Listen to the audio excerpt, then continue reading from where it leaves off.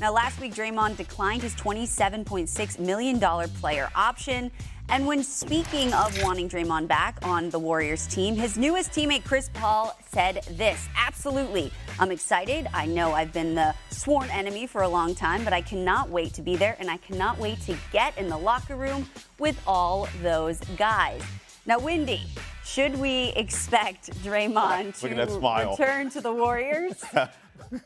Chris is good at what he does. Yeah. I'm sorry, what?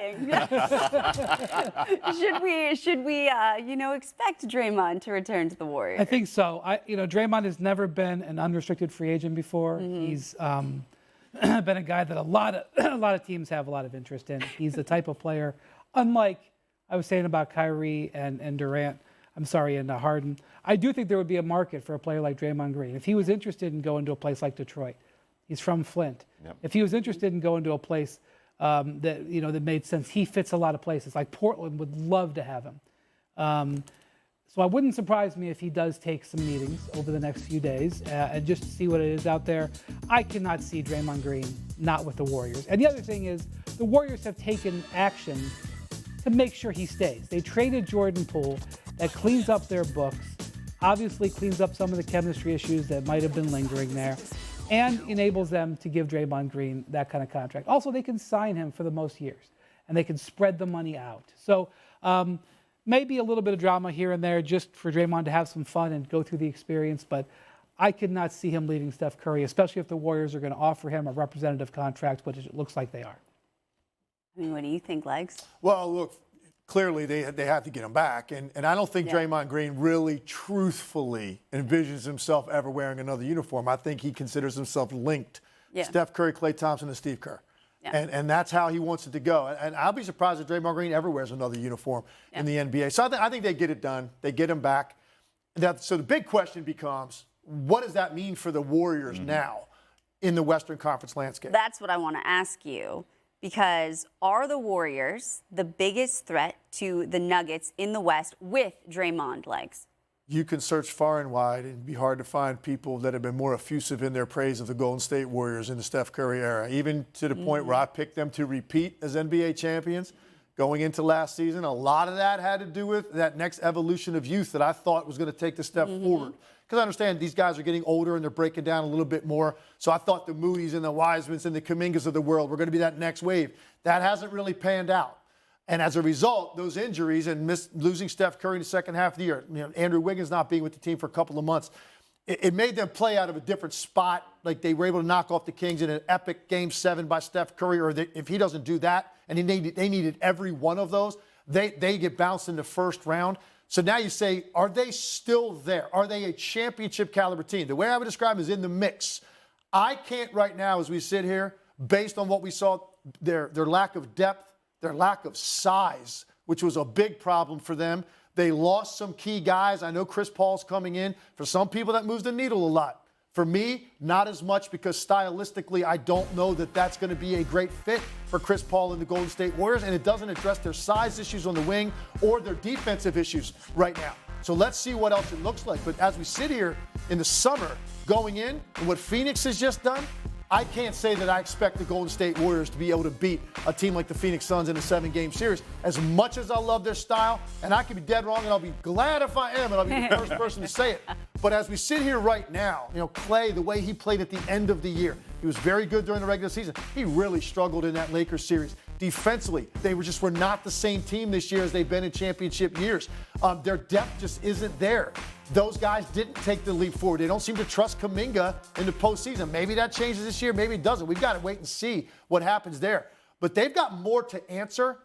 Phoenix, those three guys, I'm looking at that and saying that is going to be an awful lot for anybody to deal with. So right now, I would not say that the Golden State Warriors are the team, that could potentially knock off Denver. I would put Phoenix probably in the top of that list first. All right. The Warriors are the team, in my opinion, that can knock off Denver more than Phoenix, because to your point, we got to wait and see what this looks like with Phoenix when you got three elite scorers with Devin Booker, Kevin Durant, as well as Bradley Beal. But I worry about the depth perception, because there is no depth right now when it comes to the Phoenix Suns, and they got to find a way. And you and I talked about this for the show. They may have to move on, and you mentioned like a DeAndre Ayton, because you said it best, Tim. If he was barely getting the ball, before Devin Booker, Kevin Durant, and Bradley Beal show up together. He's never going to see the ball up in the layup line for the Phoenix Suns. He's not going to like that at all, especially when he's shown that he can be a productive player. So they may have to move on from him, to your point, that they may have to do that and add pieces to depth. The reason I think Golden State's the biggest challenge, because I go back to a couple years ago, and Brian, I hate to do this to you. Why would they make that move to bring in and keep Draymond Green and move on from Jordan Poole? Here's why. They wanted to get that motivation and chemistry back that was lost when they had that whole blow-up between Draymond Green and Jordan Poole. When that team was motivated 2 years ago and people said that was it for Golden State, they're not getting number 4. Klay, you're not bouncing back from that injury. Steph Curry, your days are done. Draymond, you're going to be traded somewhere else. And they went out there and handled their business and wound up winning a championship. That is going to be the best motivator for this Golden State team, because they know what moves have been able to be made. And you got teams on the come up in the Sacramento Kings and the Oklahoma City Thunder. And we don't know what's going to happen with Kyrie Irving and the Dallas Mavericks. But a motivated Steph, Draymond, Klay, and Steve Kerr, and especially when they believe that they're still the kings of the hill in the Western Conference, I think that team with that motivation, and now Chris Paul being there when Steph Curry's on the bench, they're going to play a little slower because that fits Chris Paul. They don't mind doing that. I think that motivation, all of that, makes them the favorites to go after Denver and take them down the Western Conference. Who needs the other more, the 76ers or Harden? Oh, here's the laugh. I love the chuckle. It's funny because it's the 76ers don't need James Harden. Right? They don't need James Harden. I believe even if you was to just add a few role players with Joel Embiid, Tobias Harris, and Tyrese Maxey, you'll still be a second-round caliber team.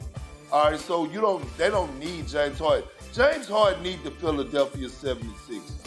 If James Harden is trying to get the contract he wants and win at the same time, it's no other place, there's no other team on the market that's going to be willing to do that and accept him in a franchise to give him somewhat of a role that he will be happy with. So the Philadelphia 76ers don't need James Harden. James Harden needs the Philadelphia 76ers. And here's another thing. You cannot take for granted, if I'm James Harden, playing with a two-time scoring champ in the league this past season MVP in Joel Embiid. You're not going to find another player right now that you could go and team up with that's going to produce on the level that Joel Embiid is producing at. So when you ask me that question, Victoria, the Philadelphia 76ers, they don't need James Harden. James Harden needs them. All right, I mean, Wendy, what about you? Is Thelma and Louise too passé? Could I make a Thelma and Louise No, reference? make it, please. I can see Daryl Morey and James Harden in the car at the end, holding hands, going, let's go. Let's go. We can't replace you. Let's go, Wendy. I don't have another offer. Let's go. Let's go. And you're hoping for the best. I don't know how it ends, but you're hoping for the best. I like that reference. I made a Wizard of Oz reference yesterday, so Yes, that's you did. perfectly I love fine. this. I love this pop culture movie. I don't think it's pop culture anymore, Victoria. But, you know. It's pop culture because you said so. It wasn't Could in the have 90s. said, Butch It wasn't in Cassidy, the the 90s. Sundance Kid, too. That could have gone there. Look, That's I really got for in the the older car right group. there with you as you said it, so we're in this. So Yeah. it's not analogy. a great fit for either of them, but it's the fit that they have. Okay. And I think Harden was pretty good last year. He averaged 20 and 10, and he took a pay cut, which helped them. They were helped by P.J. Tucker. They were helped by being able to get D'Anthony Melton. They stayed out of the tax, which enabled them to have some flexibility in the next few years. All of those things helped them. Yeah, I agree. It was really bad at the end of that series. Not great. It was really bad. He also had 2 40-point games in the series. You don't find guys out there on the seaport who can score 40 in a playoff game. So I think they're not a perfect team. It is not a perfect fit. But I hear a lot of people denigrating him. I hear a lot of people saying the 76ers got problems. Yeah, they got problems. All these teams got problems. They're a good team. They got a lot going for them. They got a seat in the game. They got a shot at it. And Daryl Morey is a premium executive who has shown over a decade plus he can get players. And as a result of the title, he can get players. Nick Nurse is a premium coach. He has a ring. He can do it. They are going to put this forward and try to run it back and see what they can do. It's probably not going to result in the title, but it's going to keep them in the game, and that's why I think they're going to stay together. All right, Perk, what do you have to say? Yeah, but Wendy, keeping them in the game is not good enough. That's not the That's the modern NBA, expectations Perk. of keeping them in We the got game. parity all over the place. But That's the modern NBA. Yeah, I understand. I understand that, but that's not in the city of the brotherly love when it comes down to the Philadelphia 76ers. We're talking about a team who has fell short every single season, that haven't even reached the conference finals, let alone the NBA finals. And the thing with James Harden, when you think of James Harden and Joel Embiid, forget Tyrese Maxey, forget Tobias Harris, forget Melton, forget PJ Tucker, forget Nick Nurse, forget Daryl Morey. When you think about that duo, you think about contending and competing for a championship. Nothing less. That's it. And they keep falling short. And so I understand.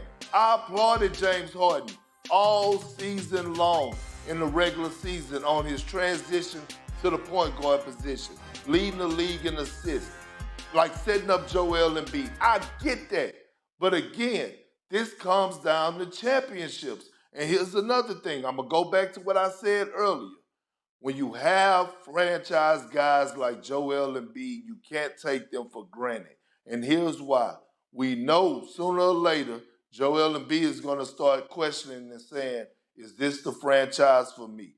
And when that comes into jeopardy, and when Daryl Morey and James Harden relationship could burn that bridge and make it where Joel Embiid could be looking, at other situations that's eye candy, that becomes a problem.